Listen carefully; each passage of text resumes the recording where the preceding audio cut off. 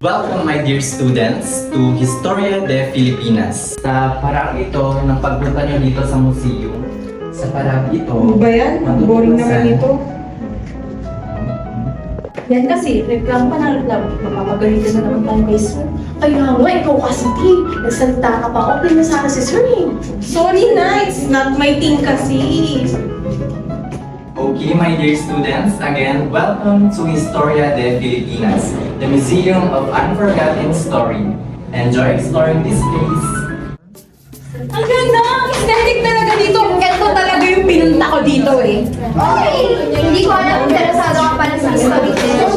Ay nako te, anong interesado? Picture lang habol niya, tingnan mo oh, nagpupunas na ng camera. Oo nga te, tama ka dyan. Eto te, picture mo. O sige nga, isa lang. Hindi na isa lang. Ito, ganda eh. Isa lang, promise, isa lang. Isang dosena. Dali. Girl, picture mo ako. Dali, sa'yo. Ay nako, may iwan na kayo dyan. Maglilibot na lang ako. Okay na yan.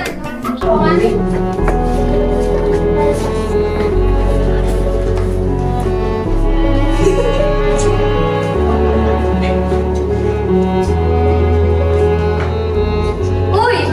Hi! Bakit dalawa lang kayo dito? Eh paano? Nababoring na yung iba nating mga kasama eh, kaya ayun, lumabas. Bakit kaya hindi nila makita ang ganda ng pagbabalik tanaw sa nakaraan? Ay nako, hayaan nyo na lang sila. Ano tong tinitignan nyo?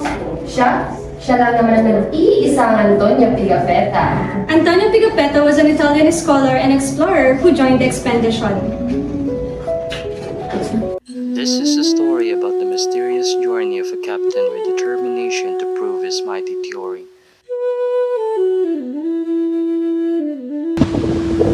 Captain, look! There's an island there. Maybe we can go look for spices. Let's go to that island then.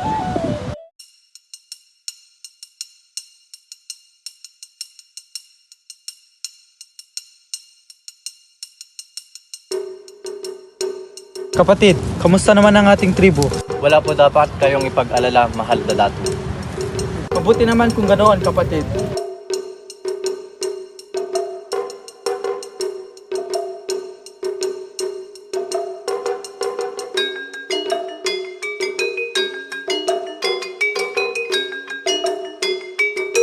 After 2 days on March 31, 1521, Padre Valderrama held a Christian Mass at Magellan's order on the Limasawa coast as a sign of Magellan's claim to these Philippine lands.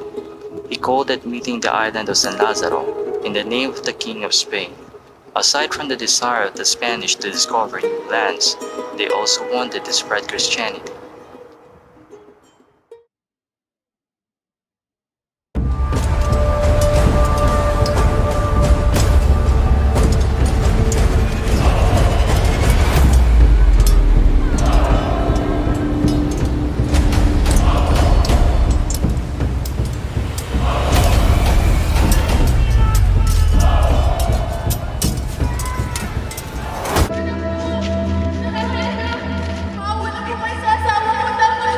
Bakit naman kayo kakaway?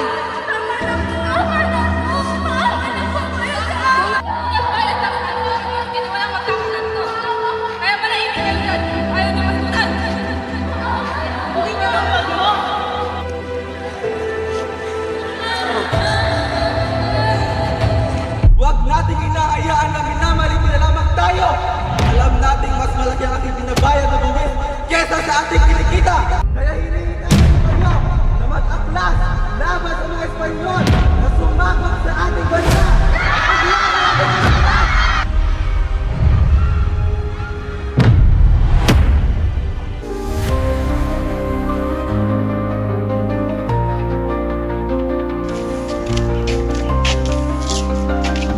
General. Oh, bakit tila yata nagmamataas masyadong mga Indio na yan?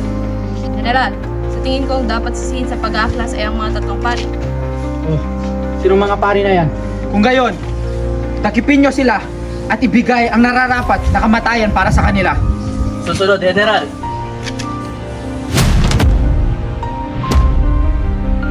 Simulan lang! Patayin!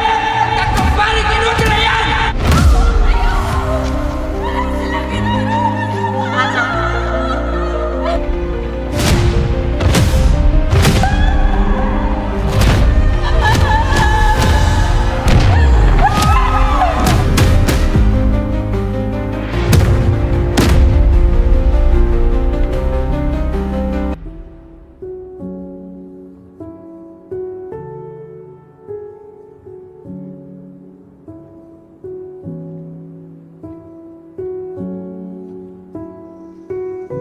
Pinipintuho kong bayan ay paalam, lupang iniirog ng sikat ng araw. Mutsyang mahalaga sa dagat silangan, kaluwalhatiang sa amin ay pumanaw. Masayang sa iyo'y aking idudulot, ang lanta kong buhay na malungkot. Maging maringal man at labis alindog, sa kagalingan mo ay akin ding handog.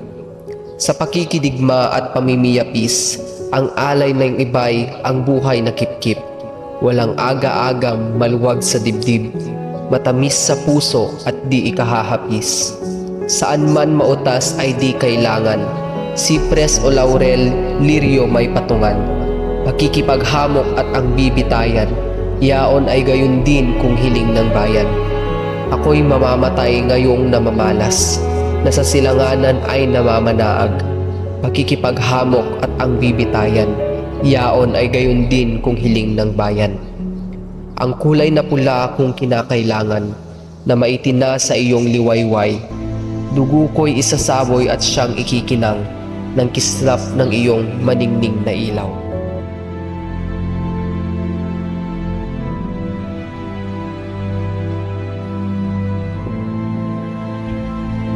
Consumatum est.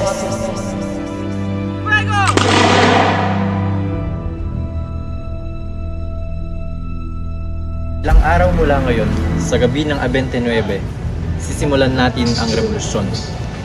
Mga kasama, ilabas ninyo ang inyong mga sedula. Masdan ninyo ang munting papel na umalipit sa ating lahat. At ipunan, tayo ang anak ng bayan, kung kaya tayo ang may karapatan sa lupang ito. Punitin ang ating mga sedula.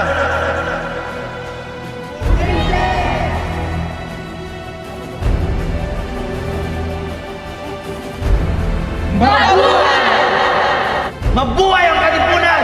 Mabuhay ang revolusyon! Mabuhay ang Supremo!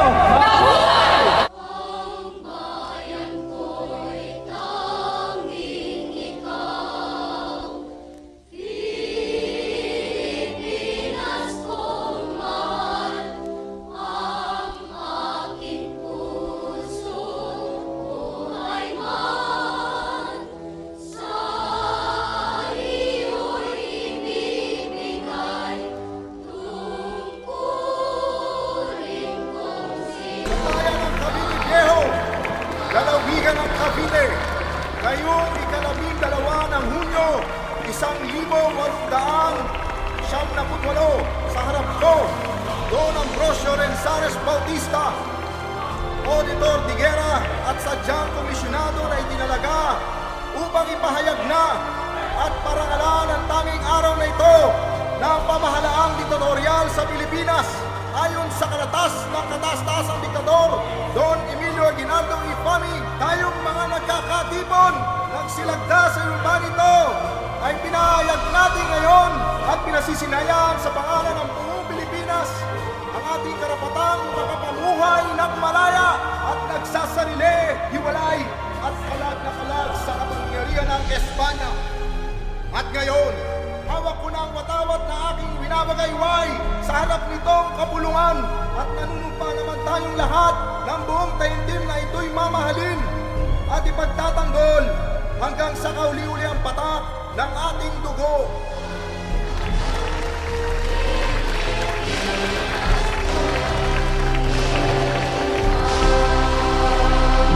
Isang napakaganda ngunit masakit na kwento.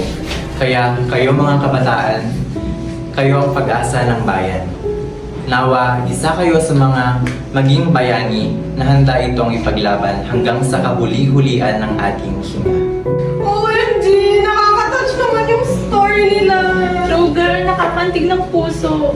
Pangako, simula ngayon, makikinig na talaga ako sa subject natin ng RP. Ako din. Promise. Totoo. Hoy, hindi. Kanina ka pa namin hinahanap. Ang dami na namin nakuha. Dami na kayo natutunan, ha? OMG! Makante! Ang ganda talaga! Maganda yung story. Story? Eh, hindi pa nga ako naglalagay ng story ko sa IG.